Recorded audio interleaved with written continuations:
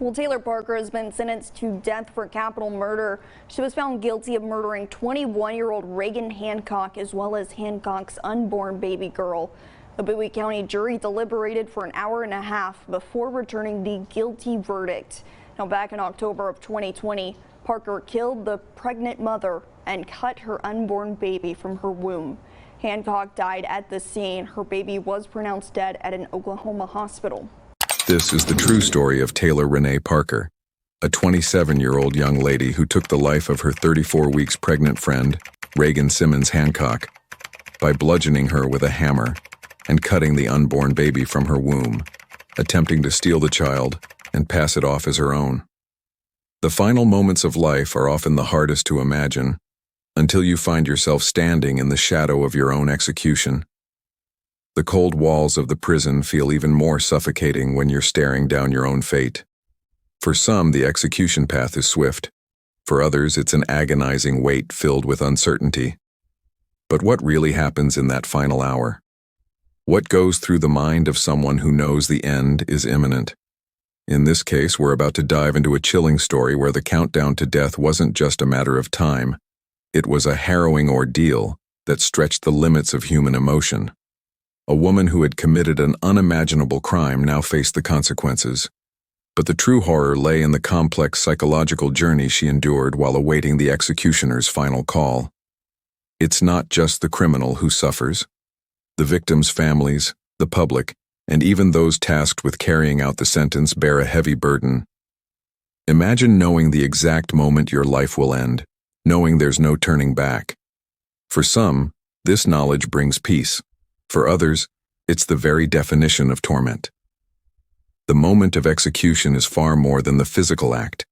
It's a culmination of years of mental anguish, guilt, and deep psychological turmoil. Before we get into the details of this disturbing case, a warning. The story you're about to hear may disturb you. It's a grim journey through the final hours before execution, and it's not for the faint of heart. But before we begin, thank you to everyone who has been with us from the start. Your support, shares, likes, and comments are the reason this channel continues to grow. To our new viewers, welcome. We hope you'll subscribe and join the conversation. Let us know where you're watching from, and together, we can spread awareness of the chilling reality of life on death row. Now, let's take a look at the final moments of a man's life, trapped in the haunting limbo between crime and consequence. The story of Taylor Renee Parker begins in the small, tight-knit community of New Boston, Texas. Born in 1993, she came from a family that on the surface appeared ordinary. Raised in a working-class environment, Taylor had 2 siblings and was described as a quiet child. However, her early life wasn't without struggle. Reports from those who knew her suggest a difficult relationship with her family, especially her mother. Taylor's parents' divorce when she was young deeply affected her. The feeling of abandonment lingered, and many would later describe her as someone desperate for attention and validation. This need for approval would manifest itself in the most disturbing way. In her teenage years, Taylor found herself craving a sense of importance.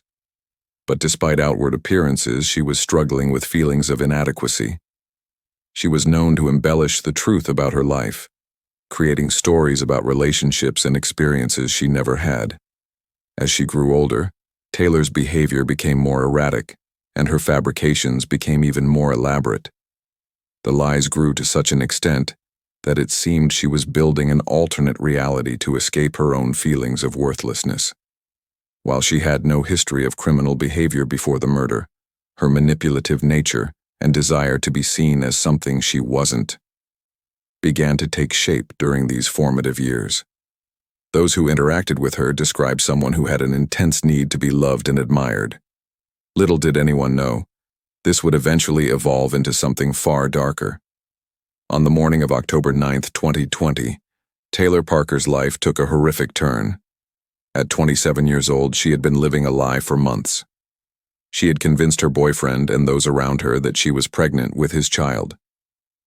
It was an elaborate deception, one that included fake ultrasound photos, doctored social media posts, and a staged gender reveal party. But as her due date approached, the pressure mounted. In a desperate attempt to maintain the illusion, Taylor decided to take a drastic step.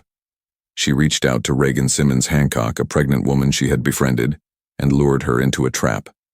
Reagan, 34 weeks pregnant, had no reason to suspect that the woman she considered a friend would betray her in the most violent way. Taylor brutally attacked Reagan in her home, striking her in the head with a hammer before using a scalpel to perform a grotesque and calculated act. She ripped the baby out of Reagan's womb, attempting to steal the life she had so carefully constructed in her own mind. What happened that day wasn't just a crime of passion, it was an act of cold, premeditated violence.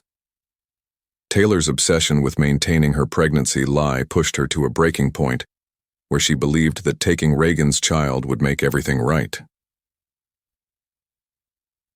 The investigation into the murder began immediately after Reagan's body was discovered. Police quickly linked Taylor to the crime, as she was found with the stolen baby in her arms, still alive but gravely injured. She initially claimed she had found the baby after Reagan had died, but the truth soon came to light. Throughout the investigation, Taylor remained cold and detached, offering little remorse for her actions. In interviews with detectives, she maintained a facade of innocence, sticking to the story she had concocted. Psychological evaluations were conducted, revealing a deeply disturbed individual who had been living in a constant state of deception for years. Experts would later conclude that Taylor's behavior was indicative of severe psychological issues, including narcissistic traits and a lack of empathy. The trial began in September 2022, and the case captivated the public. The prosecution laid out an overwhelming case presenting evidence of Taylor's elaborate lies and the brutal nature of the crime. The defense, however, tried to argue that Taylor's actions were driven by her emotional instability and untreated trauma. The jury deliberated for just 1 hour before convicting her of capital murder. On November 9, 2022, Taylor was sentenced to death. The judge's words were final: "Take her to death row." Despite her conviction, Taylor's legal journey was far from over. As is customary in death penalty cases, she began the lengthy process of appeals, with her defense team challenging various aspects of her trial. Taylor's case sent shockwaves through the community. Reagan's family, who had known Taylor as a close friend, were devastated by her betrayal. The media coverage was extensive, with many wondering how someone so close to the victim could commit such a heinous act. Reagan's family, along with the public, struggled to understand how someone could justify taking another's life for a lie so far-fetched. Since her conviction, Taylor Parker has been on death row at the O'Daniel unit in Gatesville, Texas. She is currently serving her sentence while her legal team works through the appeals process. The Texas death penalty system is notoriously slow and delayed. Parker may spend years, possibly decades, awaiting execution. As of 2025, she is still in the early stages of her appeal, facing a legal battle that could stretch well into her middle age. The community has been left with more questions than answers. How could someone commit such a brutal act based on a lie? How do you reconcile the need for justice with the complexity of mental illness and deception? The case of Taylor Parker is a reminder of how deep the roots of manipulation can go, and how devastating the consequences can be when a person's lies spiral out of control.